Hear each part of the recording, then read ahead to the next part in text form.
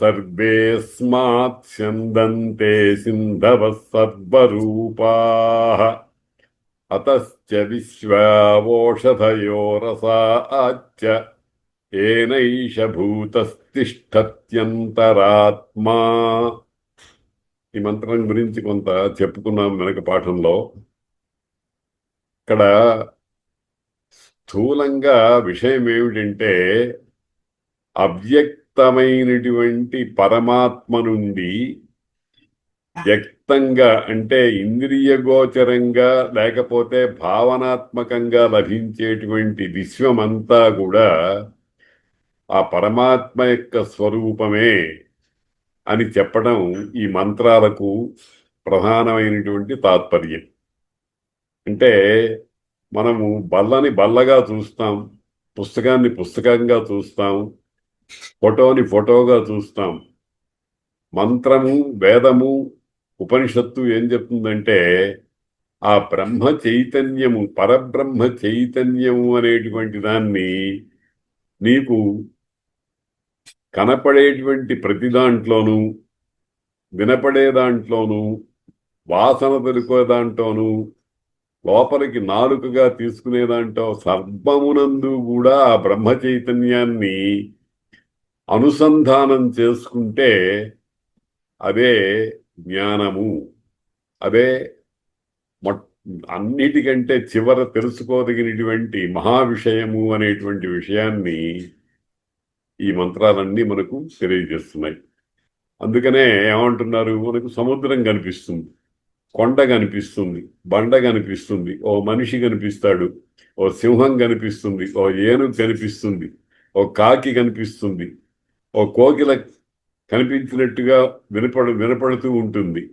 ఇలాగా మనం సృష్టిలో అనేకమైనటువంటి విషయాలు, ఎన్ని కోట్ల కొలది విషయాల్ని ఇంద్రియాల ద్వారా పట్టుకుంటున్నాం. ఈ ఉపనిషత్తు ఏం చెప్తుందంటే, నీవు నీ ఇంద్రియాలను బట్టి, ఇంద్రియాల ఆధారంగా నీ మనస్సు, బుద్ధి, ఆ చిత్తము, అహంకారము అనేటువంటివి ఆధారంగా దేనిని గమనిస్తున్నావో, దేనిని అనుభవిస్తున్నావో అదంతా కూడా బ్రహ్మ చైతన్యము తప్ప మరొకటి కాదు అని చెప్పడంలో ఈ మంత్రాలన్నిటికీ కూడా పర్యవసానం విషయం అది.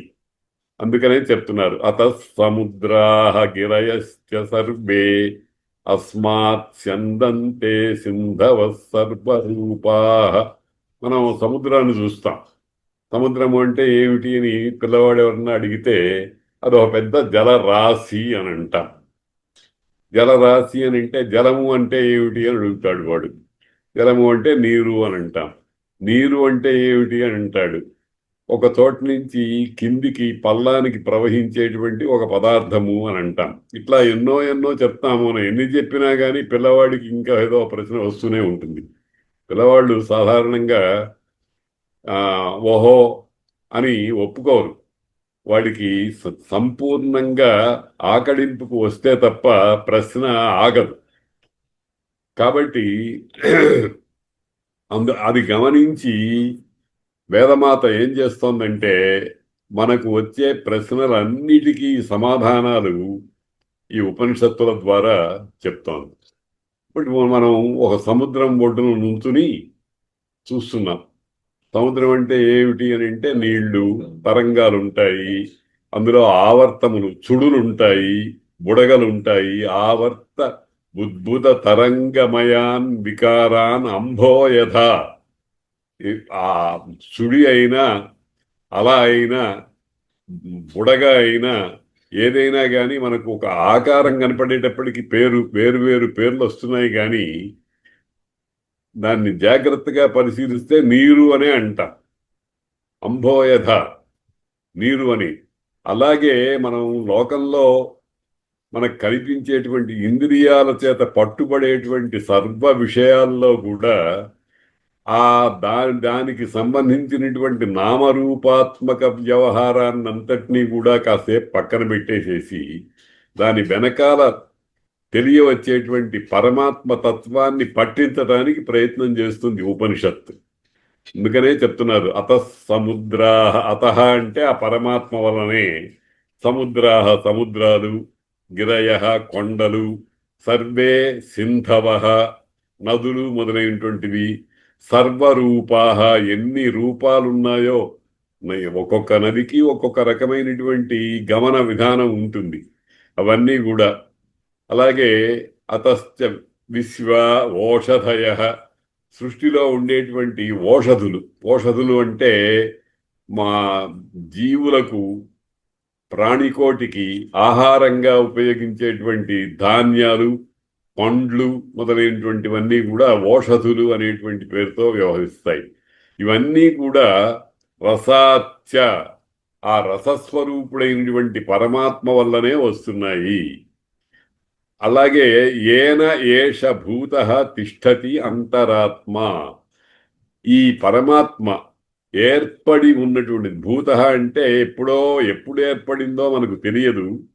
అలా ఏర్పడినటువంటి ఆ ఆ పరమాత్మ అనేటువంటి భూతము అంటే ఎప్పుడో తయారై ఉన్నది అని అనుకునేటువంటిది, తిష్టతి ఉన్నది ఎదురుగుండా.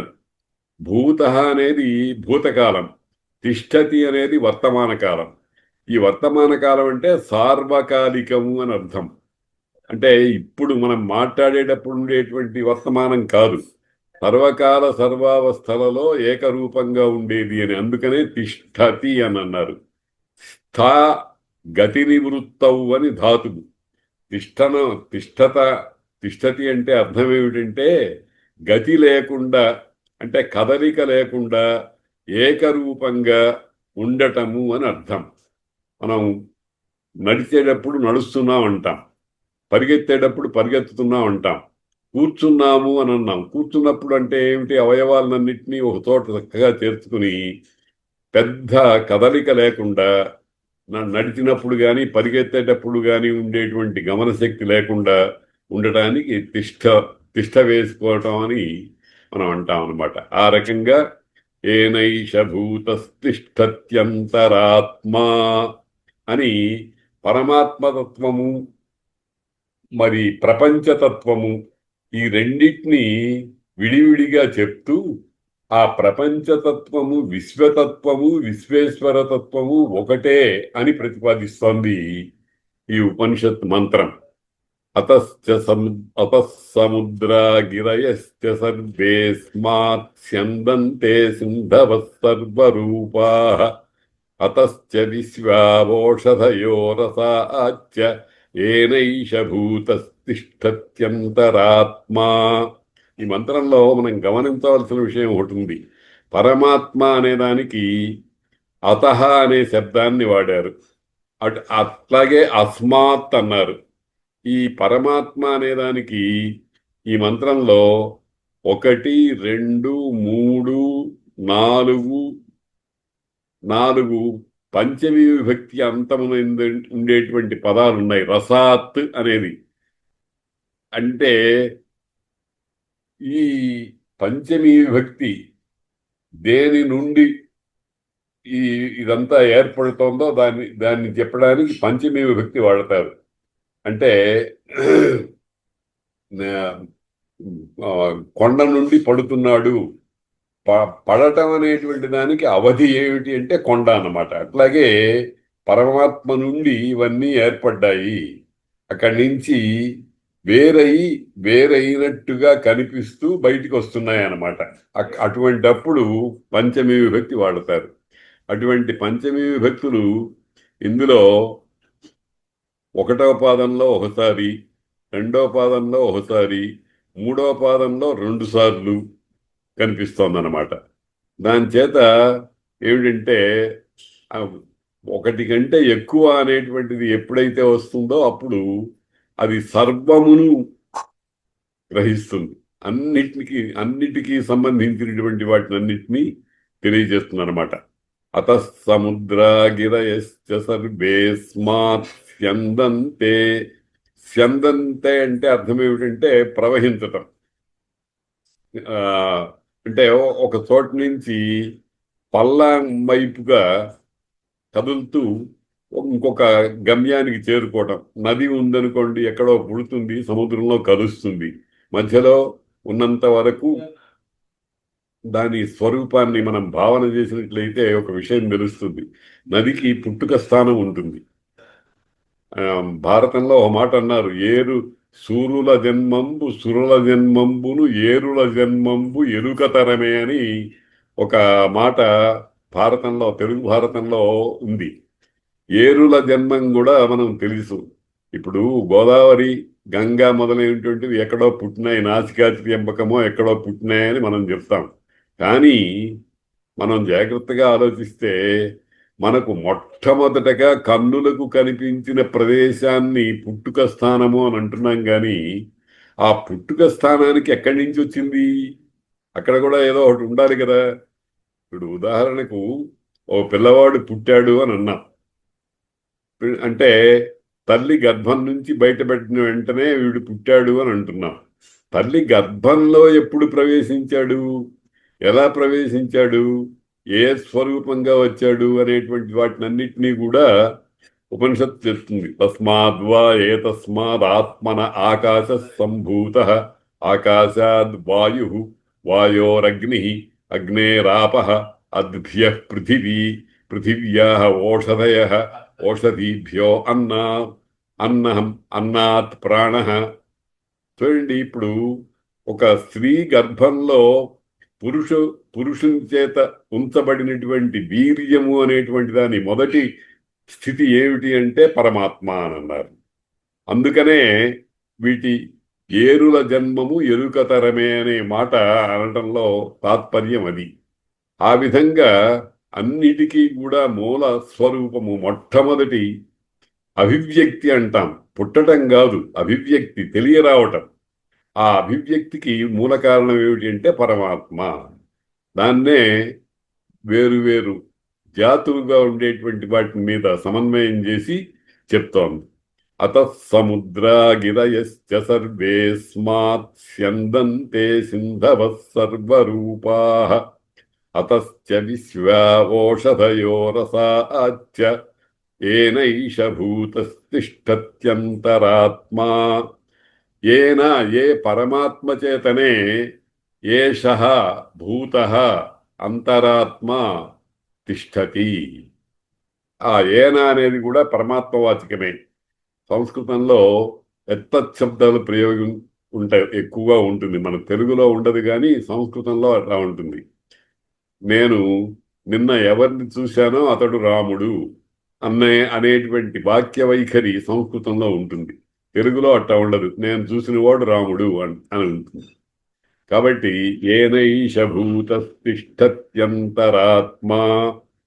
కాబట్టి ఈ మంత్రం ద్వారా మనం సారాంశం ఏమిటి అని అంటే, మనకు ఇంద్రియ గోచరమయ్యేటువంటిది లేక మనస్సుకి తెలిసేటువంటిది అయినటువంటి సర్వము కూడా వాక్కునకు మనస్సునకు అందనటువంటి పరమాత్మ నుండి వచ్చినది మాత్రమే. యతో వాచో నివర్తంతే అప్రాప్య మనసా సహా అనే మంత్రం ఉంది కదా. పరమాత్మ వాక్కుకి మనస్సుకి అందదు. వాక్కుకి మనస్సుకు అందేది విశ్వం. ఆ వాక్కుకి మనస్సుకు అందేటువంటి విశ్వము వీటన్నిటికంటే మొట్టమొదటి స్వరూపము. అది ఈ జ్ఞాన విషయం బోధకమైనటువంటి ఉపనిషత్తు ద్వారా మాత్రమే తెలియవస్తుందన్నమాట. అత సముద్ర. తర్వాత మంత్రానికి వెళదాం. బ్రహ్మా దేవానాం పదవీ కవీనాం ఋషిర్విప్రాణాం మహిషో మృగాణాం స్యేనో గృధ్రాణాగుస్వధితిర్వణానాగుం సోమ పవిత్రమత్యేతి రేభన్. ఇది మరికొంత విశాలంగా ఆ విషయాన్నే చెప్తోంది. బ్రహ్మా దేవానాం దేవలక్షణాలు అని అంటే స్థూలంగా ఏమిటంటే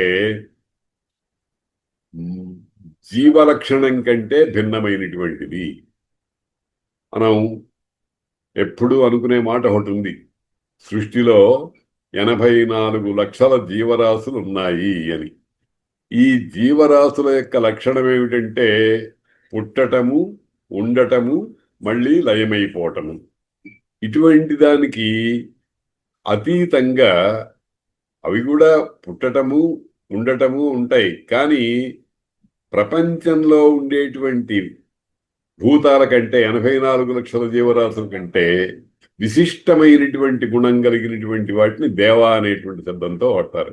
మనం స్వర్గం అంటాము, లేకపోతే కుబేరుడి నగరము అని అంటాము, యముడి నగరము అని అంటాము, గంధర్వులు అంటాము, కిన్నరులు, కింపురుషులు. మనం ఎప్పుడూ అటువంటి వాళ్ళని చూడం, కానీ పురాణాల్లో వాటిల్లో వాటి సంగతి చెప్తూ ఉంటారన్నమాట.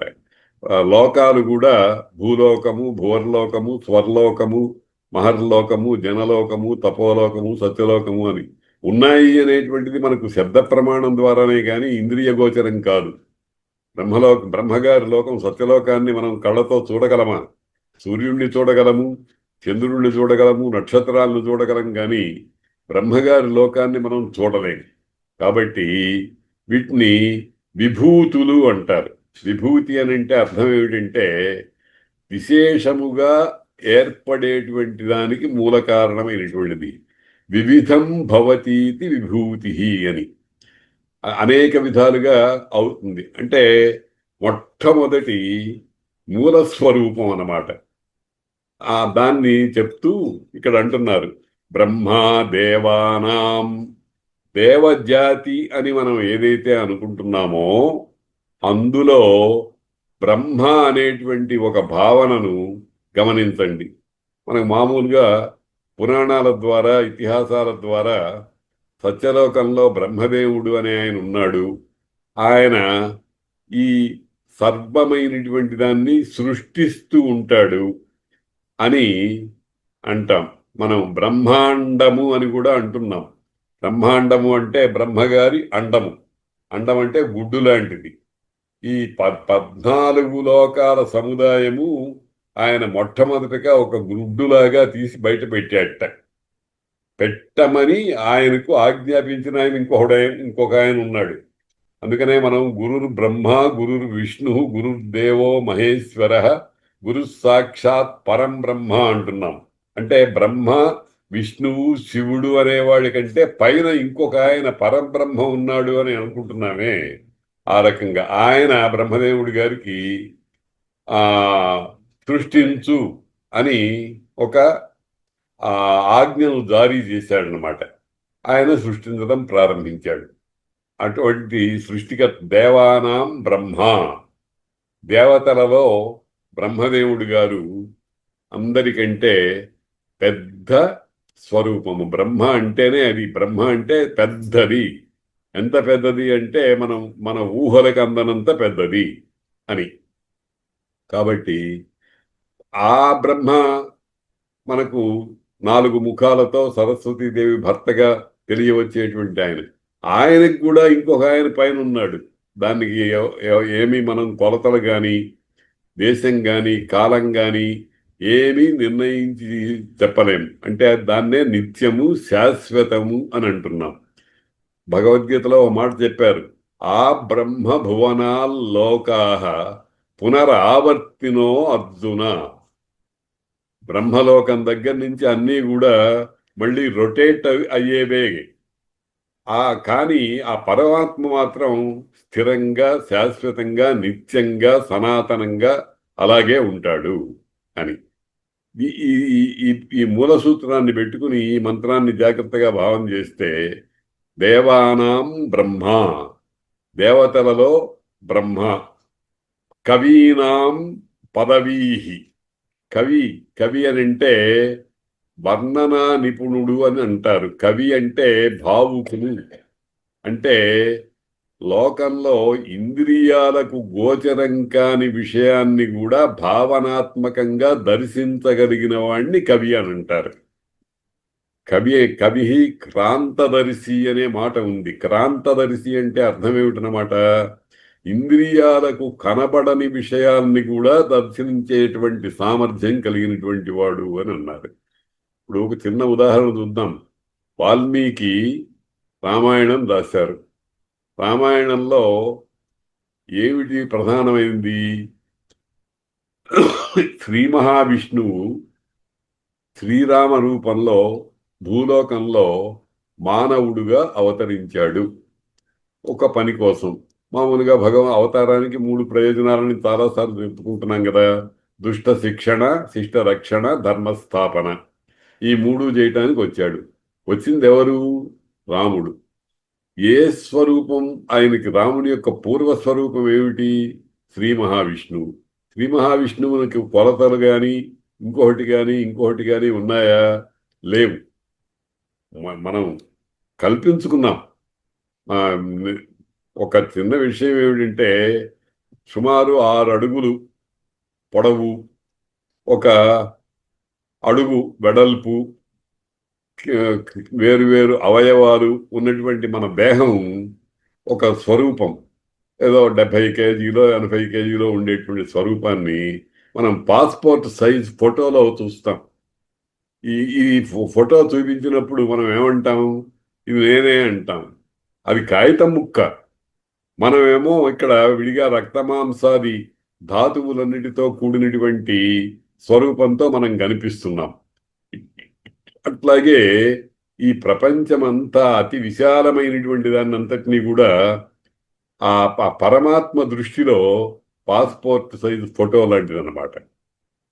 దానిని కవి అయిన వాడు ఏం చేస్తాడంటే, దానికి పదాలు, వాక్యాలు మొదలైనటువంటివి, అంటే లోకంలో మామూలుగా వాడుకునేటువంటి మాటలు కాకుండా ఓ విశిష్టమైనటువంటి అర్థాన్ని ఇచ్చేటువంటి పదాలు మొదలైన వాటితో కావ్యంగా రాస్తాడు.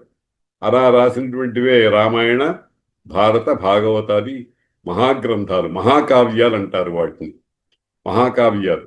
అటువంటి మహాకావ్యాలు రాసేటువంటి వాళ్ళల్లో అందరికంటే సర్వోత్తమ స్థానం ఎవరిది అంటే పదవీహి. పదవీహి అంటే పదము చేత వ్యాపించే లక్షణం కలిగినటువంటి వాల్మీకి, వ్యాసుడు మొదలైనటువంటి వాళ్ళు. అంటే దానికి చెప్పాలంటే ఒక మాట అంటారు, ఒక్క వాల్మీకి కాక వేరొక్కడెవడు సుకవి శబ్దవాచ్యుడు అన్నాడు ఒక మహాకవి.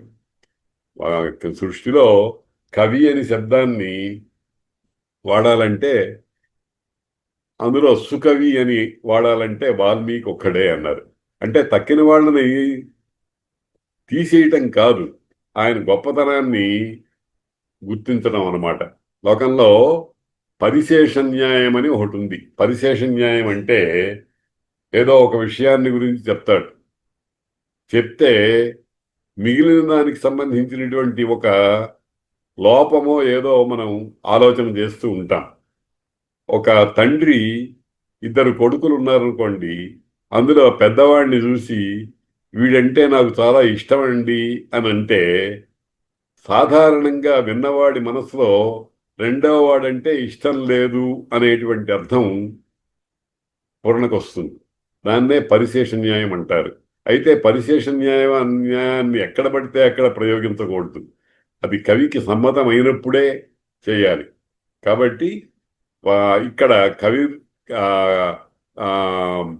కవిర్ పదవీ కవీనాం, కవులందరూ, సృష్టిలో ఉండేటువంటి కవులందరిలోనూ ఎవరయ్యా అత్యంత శ్రేష్టమైనటువంటి పరమాత్మతత్వాన్ని మొత్తం నింపుకుని మనకు తెలియవచ్చేటువంటి వ్యక్తి ఎవరయ్యా అని అంటే పదవీహి.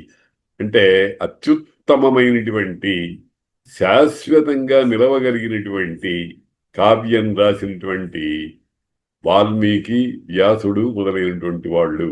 అక్కడ మీరు పరమాత్మ దర్శనం చేయవచ్చు, పరమాత్మ దర్శనం మీకు ఎక్కువగా కనిపిస్తుంది అని ఈ పదవీ కవీనాం. తర్వాత ఋషి విప్రాణం. ఋషి, కవి, ఋషి ఇద్దరు ఇంచుమించుగా ఒకటే. అందుకనే నాన్ ఋషి కురుతే కావ్యం అనే ఒక మాట ఏర్పడింది. ఋషి కానివాడు కవి కాలేడు అని స్థూలంగా అర్థం. ఋషి అంటే ఏమిటంటే ఋషిశ్చకిల దర్శనాత్ అన్నారు. దర్శనము వలన ఋషి అనే పేరు వస్తుందిట. దర్శనం అంటే కళ్ళు పెట్టి చూడటం కాదు, కళ్ళు మూసుకుని చూడటం. అంటే భావనాత్మకమైనటువంటి దర్శనం కలిగినటువంటి వాడు, అది కూడా సర్వతోముఖ దర్శనం కలిగినటువంటి వాడిని ఋషి అని అంటారు. అందుకనే రామాయణంలో, భారతంలో, భాగవతంలో అటువంటి వాళ్ళు మనకు చాలా మంది కనిపిస్తూ ఉంటారు. ఉదాహరణకి వశిష్ఠుడున్నాడు, అగస్త్యుడున్నాడు, అత్రి మొదలైనటువంటి వాళ్ళు ఉన్నారు. వాళ్ళ దర్శనము మన దర్శనం ఒకటి కాదు. ఆ అగస్త్యుడు అనేటువంటి వాడు, ఆయన వింధ్య పర్వతం పెరిగిపోతే ఓ మొట్టికాయ వేసి మళ్ళీ తన స్థితికి తీసుకురాగలిగినటువంటి వాడు. అగస్త్య అనే శబ్దానికే అర్థం ఏమిటంటే అగమును నియమనం చేసిన వాడు అని. కొండను తల వంచినటువంటి వాడు. ఎవడైనా మామూలు మానవ మాత్రుడు చేయగలడా పని? ఆ రకంగా ఋషి విప్రాణం. విప్ర అనే శబ్దానికి కూడా లోకంలో రూఢి ఏమిటంటే బ్రాహ్మణుడు అనేటువంటి అర్థం ఉంది. విప్ర అంటే బ్రాహ్మణుడు నిజమే కానీ అతని స్థితి కంటే 4 రెట్లు పై స్థాయికి వెళ్ళినటువంటి వాడు. బ్రాహ్మణుడు అంటే 1వ క్లాసు, విప్రుడు అంటే MA PhD లాంటిది. అంటే అంత తేడా ఉందన్నమాట. ఒక ఎలిమెంటరీ క్లాసులో పాఠం ప్రారంభించినటువంటి వాడు PhD దాకా రావాలి అంటే ఎంత కాలం పడుతుంది, ఎంత కృషి అవసరము అనేటువంటిది మనం గమనించినట్లయితే బ్రాహ్మణత్వానికి విప్రత్వానికి అంత తేడా ఉందన్నమాట. అందుకనే శాస్త్రాలు ఏం చెప్పినాయంటే విద్యయా యాతి విప్రత్వం. విద్య అనే దాని చేత విప్రత్వము, విప్రుడు అనేటువంటి వ్యవహారం వస్తుంది. విద్య అంటే కూడా మామూలుగా మనం ఏది పడితే అది విద్య కాదు. లోకంలో కూటి విద్యలు వేరు, కోటి విద్యలు వేరు. కూటి విద్యలు అంటే తినడానికి పనికి వచ్చేవి, ఉద్యోగాలు ఇస్తూ ఉంటాయి, అట్లాంటివి. ఇక్కడ విద్య అంటే మాత్రం అధ్యాత్మ విద్య, విద్యానాం అని భగవంతుడు చెప్పాడు. భగవద్గీతలో ఆయన మాట చెప్పాడు, అధ్యాత్మ విద్య విద్యానాం, విద్యల్లో అధ్యాత్మ విద్యను అని అన్నాడు. కాబట్టి విద్య అంటే నిర్వచనం కూడా చెప్పారు, సా విద్య యా విముక్తయే. ఏదైతే బంధనంలో చిక్కుకున్న జీవుణ్ణి ఆ బంధ విముక్తి కల్పించేటువంటి మార్గం చెప్తుందో దానికే విద్య అని పేరు. కాబట్టి ఆ ఋషి విప్రాణం, ఋషి అయిన వాడు, విప్రాణం విప్రులు అనేటువంటి వ్యవహారం కలిగినటువంటి వాళ్ళు కొన్ని కోట్ల మంది ఉంటే అందులో ఋషి అనేటువంటి వాడు, ఇక్కడ చూడండి శబ్దం, వచనం కూడా మనకు కొంత విశేషమైనటువంటి అర్థాన్ని ఇస్తూ ఉంటుంది. విప్రాణం బహువచనం, ఋషి ఏకవచనం.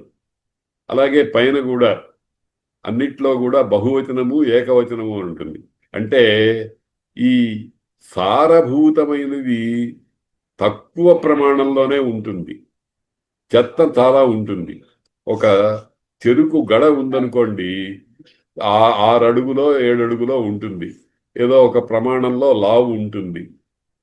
దాన్ని పిండి రసం ఒక పాత్రలోకి తీసుకున్నాం అనుకోండి, గడకు ఉండేటువంటి ప్రమాణం కంటే చాలా తక్కువ ప్రమాణం ఉంటుంది కదా. ఆ రకంగానే ఋషి విప్రాణం మహిషో మృగాణం. మృగములు మామూలుగా మనం ప్రాణికోట్లో ద్విపాత్తులు, త్రిపాత్తులు, చతుష్పాత్తులు, ఇట్లాగా అష్టపాదులు. శరభ మృగం అనేదానికి 8 అడుగు 8 కాళ్ళు ఉంటాయన్నారు. కాళ్ళ జెర్రి అని అంటాం మనం, పాకుతూ వస్తూ ఉంటుంది. దానికంతా ఒళ్ళంతా కాళ్ళే. కాబట్టి మృగములు అని అంటే ఈ చతుష్పాత్తు, స్థూలంగా 4 కాళ్ళు ఉండేటువంటి జంతుజాలం అంతా కూడా మృగములు అనేటువంటి అంటూ ఉంటాయి. ఆ మృగాల్లో కూడా పరమాత్మతత్వము మనకు కనిపిస్తూ ఉంటుంది. ఏ రూపంలో? మహిష రూపం. మహిష అంటే తెలుగులో దున్నపోతు అని. ఆ పాలిచ్చేదాన్నేమో గేదె, బర్రె అంటాము. ఆ పాలిచ్చే దానిలాగా దానిని చేయగలిగినటువంటి సామర్థ్యం ఉండేటువంటి దాన్ని దున్నపోతు అని అంటాం. అది మహిష అనే శబ్దం చేత చెప్పబడుతోంది.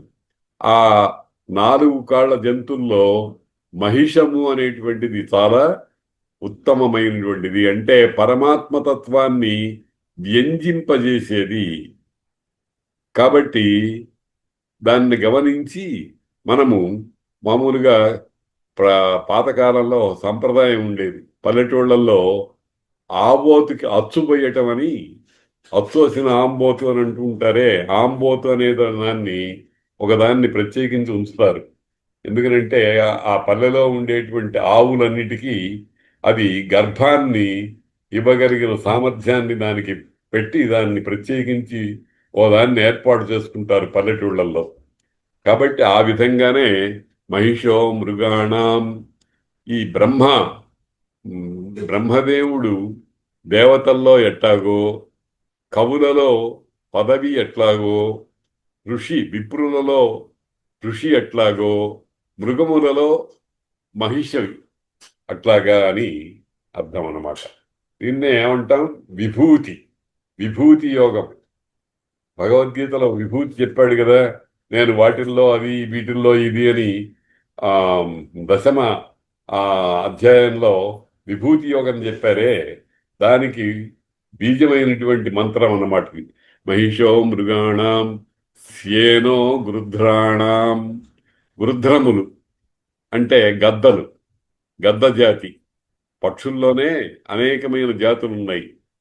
కాకులు, పిచ్చుకలు, కోకిలలు, గద్దలు, డేగ మొదలైనటువంటివి ఒక్కొక్కటి. అందుకనే వీటిని అండజములు అంటారు. ఇవి కూడా 21 లక్షలు ఉన్నాయని పరిగణన చేశారు మన వాళ్ళు. సేనో గృధ్రాణం. గృధ్రములు అనేటువంటి జాతిలో, అంటే గ్రద్ద లాంటి జాతిలో సేనం డేగ అనేటువంటిది పరమాత్మ శక్తిని అత్యధికంగా తక్కిన వాటికంటే ఎక్కువగా పుచ్చుకొని విహరించేది. డేగ అని గురించి చెప్తారు. ఆకాశంలో ఎంత దూరంలో ఉన్నా సరే కింద నేల మీద 7 పొరలు, అంటే తాటాకులు లాంటివి, ఒకదాని మీద ఒకటి, ఒకదాని మీద ఒకటి, ఒకదాని మీద ఒకటి గట్టా 7 తాటాకులు వేసి కప్పినటువంటి కింద ఉండేటువంటి మాంసఖండాన్ని కూడా గుర్తుపడుతుంది కది. అంటే దాని చూపు అటువంటిది. మనం మామూలుగా ఇప్పుడు ఏదైనా సూక్ష్మదర్శిని అనే దాని చేత మనకు కనపడనటువంటి పదార్థాలను చూస్తూ ఉంటాం. భూతద్దం అంటామే. ఆ భూతద్దంలాగా ఆ డేగ అనేటువంటిది 7 ఆవరణలు ఉన్నా ఆ కింద ఉండేటువంటి మాంసపు ముక్కను పట్టుకుని పైకి ఎగరగలుగుతా. అది దానికి భగవంతుడు పెట్టినటువంటి మహాశక్తి. కొన్ని జంతువులు వాటిని మనం పరిశీలిస్తూ ఉంటే చాలా చిత్రంగా ఉంటుంది. ఇప్పుడు బల్లి ఉంది చూడండి, ఆ బల్లి మనకు తిరుగుతూ ఉంటుంది. మనకి అది చికాగ్గా ఉంటుంది ఇంట్లో. దాన్ని తరిమేయాలని ఏదో ప్రయత్నం చేస్తూ ఉంటాం. ఆ బల్లిని మనం ఏదైనా చీపురు కట్టతో కానీ దేంతో అన్నా వెలిగిస్తే దానికి ప్రాణాపాయం వచ్చింది అన్నప్పుడు తోకని వదిలిపెట్టేస్తుంది. ఆ తోక కదులుతూ ఉంటుంది, బల్లి అటు అవతల తిరుగుతూ ఉంటుంది. ఇది మనకు అనుభవం. భగవంతుడు ఒక్కొక్క జంతువుకి ఒక్కొక్క రకమైనటువంటి రక్షణ వ్యవస్థను ఏర్పాటు చేశాడనమాట. కాబట్టి శేనో గృధ్రాణాగం స్వధితిర్వనానాం. వనములు అంటే మహావృక్షాలు, పెద్ద పెద్ద వృక్షాలతో కూడినటువంటి అడవులు.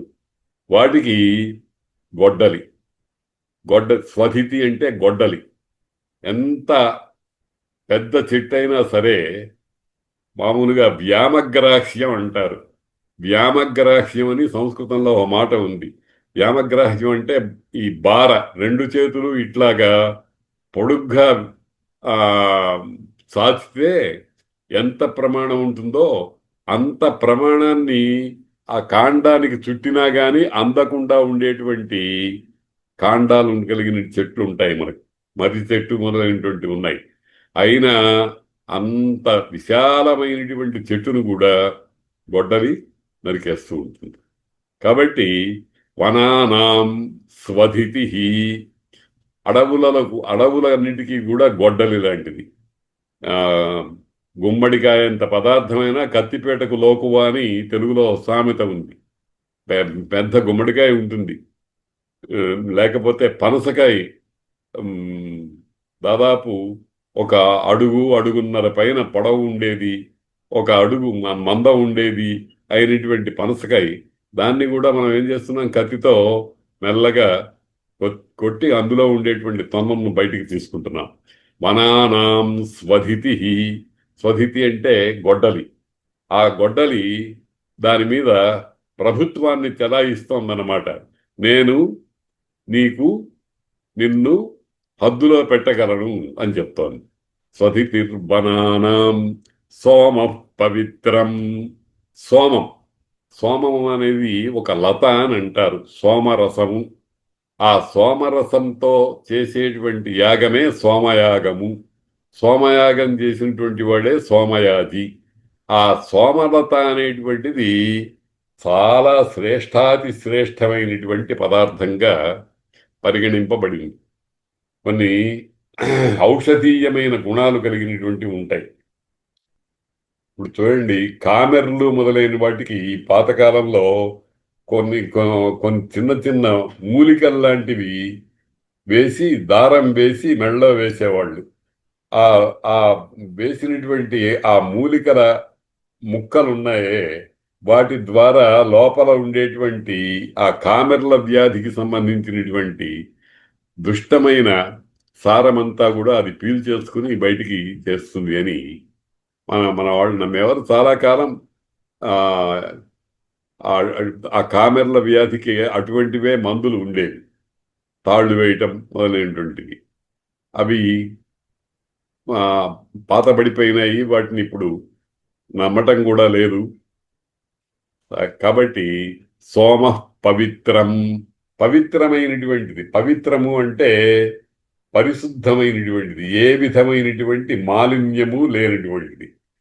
మనము వాటర్ ప్యూరిఫైయర్ అని చేస్తున్నాం చూడండి, ఆ రకంగా సహజంగా ఉండేటువంటి కలుషములు మొదలైనటువంటి వాటిని అన్నిటినీ ఎండగట్టి ఏ విధమైన మాలిన్యము లేకుండా ఉన్నటువంటి పదార్థాన్ని పవిత్రము అని అంటారు. మా దర్భ పవిత్రాలు పెట్టుకుంటూ ఉంటారు మా పుణ్యకార్యాలు మొదలైనవి చేసేటప్పుడు. ఆ దర్భకు చాలా పవిత్రత వచ్చింది అని అంటారు. ఎందుకు వచ్చింది అని అంటే, గరుత్మంతుడు అమృతాన్ని సంపాదించేటప్పుడు దేవేంద్రుడు గరుత్మంతుడు మాట్లాడుకున్నారు.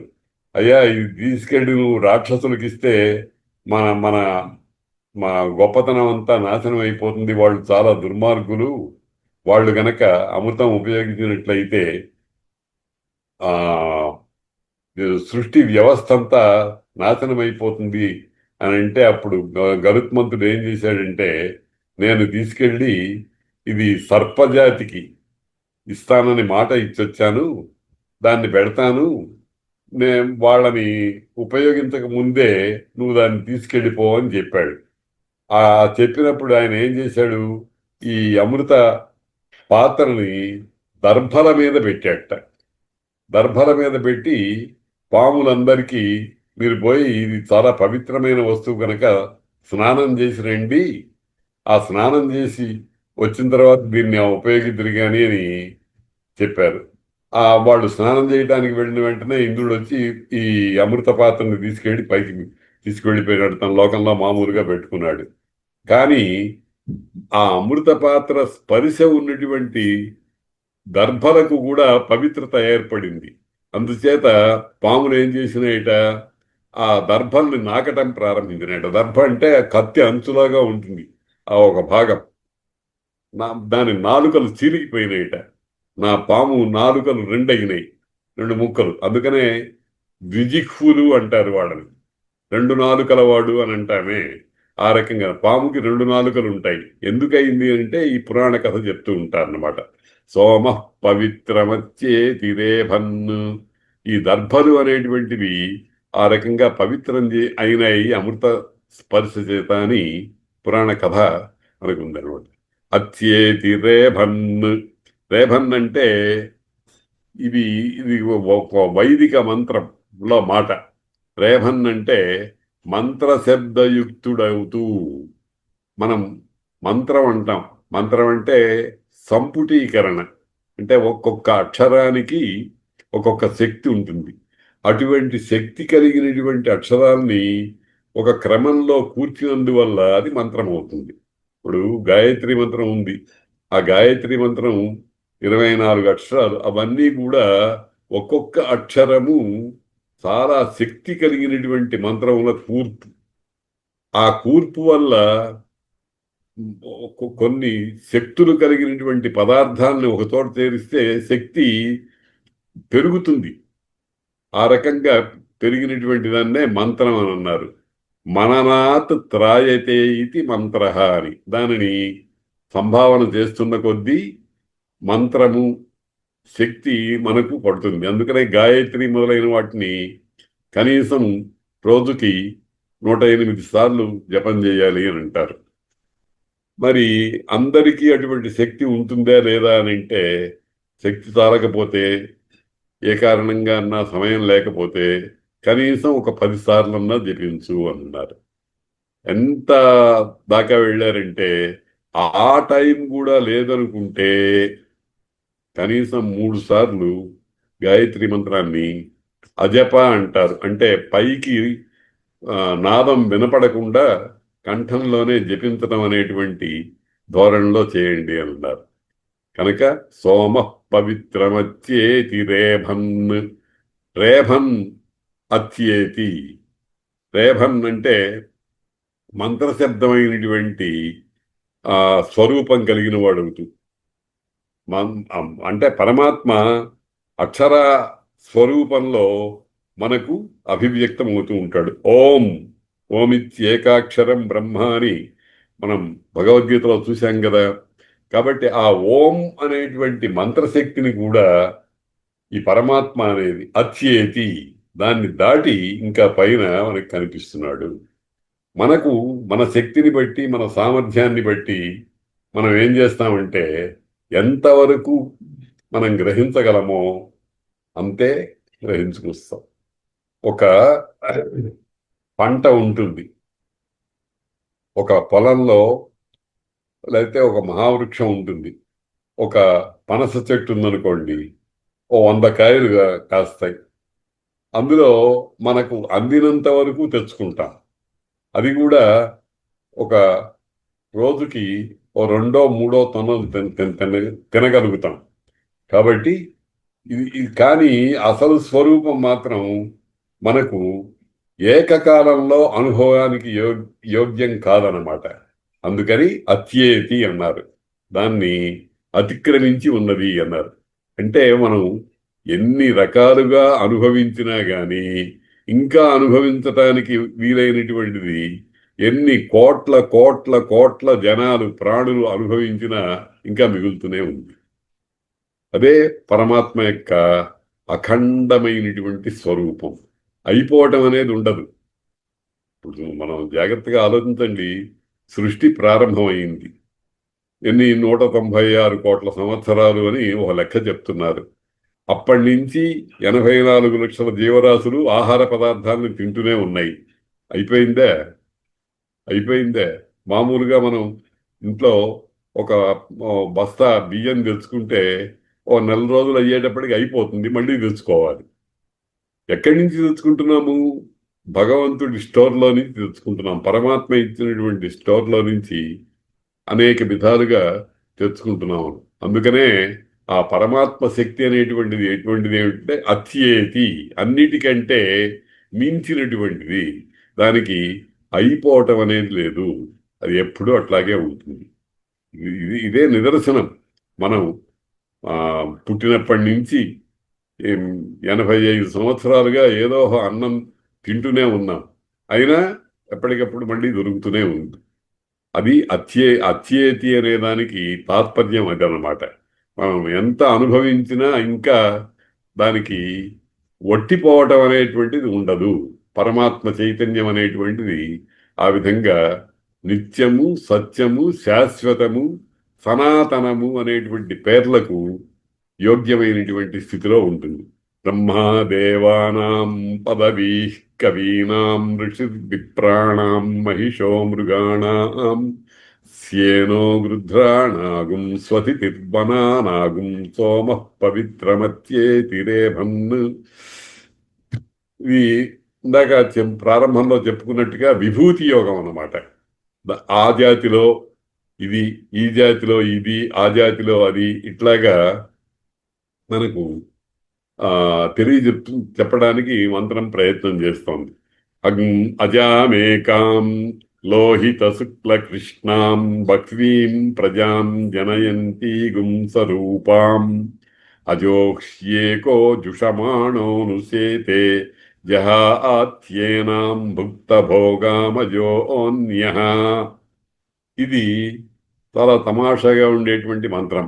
అజాం ఏకాం లోహిత శుక్ల కృష్ణాం బహ్వీం ప్రజాం జనయంతీగుం స్వరూపాం అని ఒక విభాగం.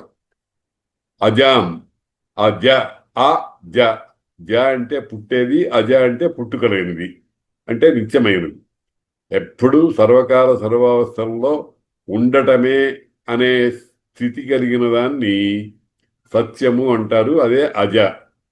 ఏకాం, ఏకాం ఒక్కడే, అటువంటిది ఇంకొకటి ఏమైనా ఉందా అంటే లేదు. పరమాత్మ ఒక్కడే, ఏకం సత్, ఉన్నది ఒక్కటే. ఇది కూడా ఈ ప్రకృతి తత్వం అనేటువంటిది కూడా ఏకాం, ఒక్కటే.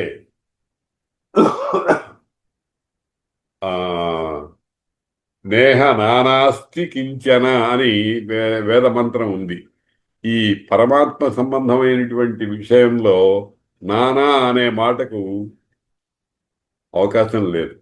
మనమేమో నానానికి మాత్రమే చూడగలము, ఏకత్వాన్ని దర్శనం చేయలేము.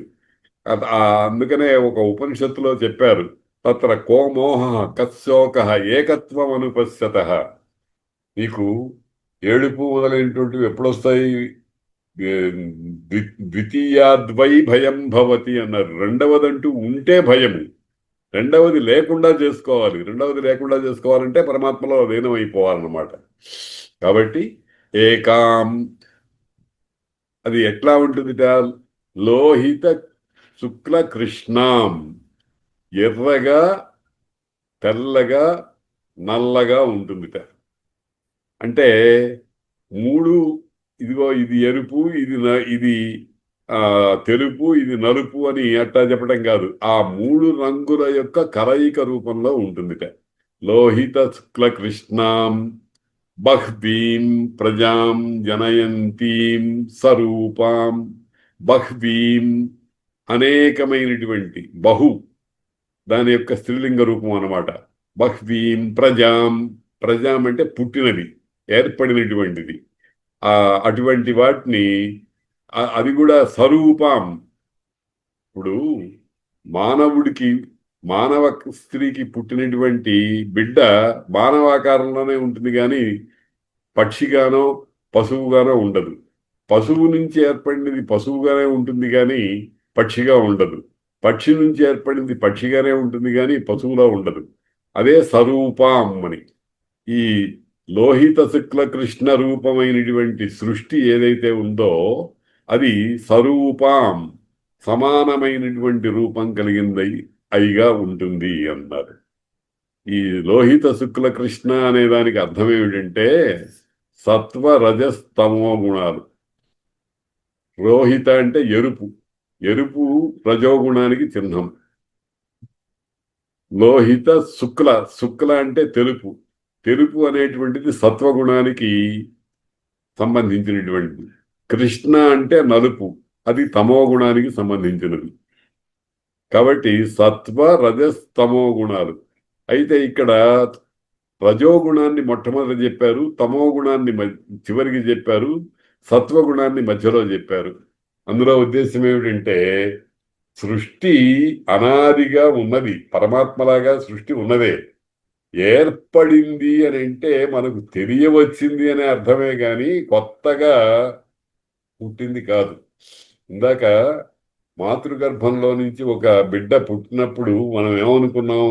దాని పూర్వస్థితి వెనక్కి వెనక్కి వెనక్కి వెనక్కి వెళితే ఎక్కడుంది? ఆ ఆకాశం కంటే పైన త్రిపాదూర్ధ్వముదై పురుష అని పరమాత్మ 3 పాదాలతో పైన ఉన్నారన్నారే, అక్కడి దాకా వెళ్ళింది. కాబట్టి సృష్టి అనేది మా పరమాత్మలాగా పరమాత్మతో కలిసే ఉన్నది. కానీ మనకు తెలియరావటాన్ని మనం సృష్టి అనుకుంటున్నాం. కాబట్టి ఆ సృష్టికి మూల కారణమైన దాన్ని ఏమంటారు? రజోగుణం అంటారు. సత్వగుణం పరమాత్మ యొక్క లక్షణం. తమో గుణము నలుపు. లోహిత శుక్ల కృష్ణం, ఎరుపు, తెలుపు, నలుపు అనేటువంటి 3 గుణాలతో కూడినటువంటిదిగా ఈ ప్రకృతి అనేటువంటిది ఉంది. అజాం ఏకాం లోహిత శుక్ల కృష్ణాం బహ్వీం ప్రజాం జనయంతి. ఇటువంటి ప్రకృతి వల్లనే ఈ సృష్టి అంతా ఏర్పడింది. ఈ సృష్టి ఎన్ని రకాలుగా ఉంది అంటే ఎన్నోసార్లు చెప్పుకున్నాం. 84 లక్షల జీవరాశులు. అందులో జరాయుజములు, అండజములు, స్వేదజములు, ఉద్భిజ్యములు అనేటువంటి 4 ప్రధానమైనటువంటి జాతుల్లో నుంచి ఒక్కొక్కటి 21 లక్షల చొప్పున 84 లక్షల జీవరాశులుగా ఈ ప్రకృతి అంతా ఉంది అని మనం అనేక పర్యాయాలు అనుకున్నాం అన్నమాట. అదే బహ్వీం ప్రజాం జనయంతీం స్వరూపం. ఈ ఏది పుట్టిస్తోందో దాని లక్షణాలే పుట్టే దాంట్లో ఉంటాయి. అదే స్వరూపము అని అర్థం అనమాట. అజోహ్యేకో జుషమాణోనుసేతే జహాత్యేనాం భుక్త భోగామజోన్యః. ఈ 2వ పదం ఇది పరమాత్మ లక్షణాన్ని చెప్తోంది. అజహ. అజహ అంటే పుట్టనివాడు. ఆ పుట్టనివాడు ఏకహ, ఒకడే. పుట్టడం అంటే అర్థం ఏమిటి? పుట్టాడు అని అంటే చస్తాడు అనేటువంటి అర్థం పక్కనే అంటిపెట్టుకునే ఉంటుంది. మనం లోకంలో చూస్తున్నదే కదా. డేట్ ఆఫ్ బర్త్ అనేటువంటిది ఉంది అంటే డేట్ ఆఫ్ డెత్ అనేది తప్పనిసరిగా ఉంటుంది. అది ఊహ ద్వారా అయినా మనకు తెలుస్తూనే ఉంటుంది. అని అందుకనే చెప్పారు, అహన్యహని భూతాని గచ్చంతి చ యమాలయం శేషాహ స్థావరమిచ్చంతి కిమాశ్చర్యమతః పరం. ఆ యక్షుడు ధర్మరాజుకి ఒక పెద్ద ప్రశ్న వేశాడు. అయ్యా, నువ్వు అన్ని ప్రశ్నలకు చాలా గొప్పగా సమాధానాలు చెప్పావు, ఒక్క ప్రశ్నకు సమాధానం చెప్పు అన్నాడు. ఏమిటో అంటే, అన్నిటికంటే ఆశ్చర్యకరమైన విషయం ఏమిటి? చాలా ఆశ్చర్యంగా ఉండాలి, దాన్ని మించిన ఆశ్చర్యం ఉండకూడదు అని అంటే ధర్మరాజు వెంటనే చెప్పాడు, లోకంలో మన కళ్ళ ఎదుట కొన్ని లక్షల మంది ప్రాణులు వెళ్ళిపోతున్నాయి. యమాలయం, యముడి దగ్గరికి వెళ్ళిపోతున్నాయి. ఆ వెళ్ళిపోవటం చూసిన ప్రతి వ్యక్తి కూడా నేను మాత్రం స్థిరంగా ఉండాలి అనుకుంటాడు. ఇంతకంటే ఆశ్చర్యం ఏముంది అని అన్నాడు. అహన్యహని భూతాని గచ్చంతి చ యమాలయం శేషాహ స్థావరమిచ్చంతి. తక్కిన వాళ్ళందరూ కూడా ఇవాళ వెళ్ళిపోయినటువంటి లిస్టు ఓ 1,00,000 ఎంతో ఉంటే ఆ 1,00,000 చూసి రాత్రి పడుకునేటప్పుడు నేను రేపు 1,00,000లో చేరకుండా ఉండాలి అనుకుంటాడట. ఇంతకంటే ఆశ్చర్యం ఏముంది అని ధర్మరాజు చెప్పాడు. ధర్మరాజు అంటే యమధర్మరాజే. కాబట్టి ఆ అజో హ్యేకో జుషమాణోనుసేతే జహాత్యేనాం భుక్త భోగామజోన్యః.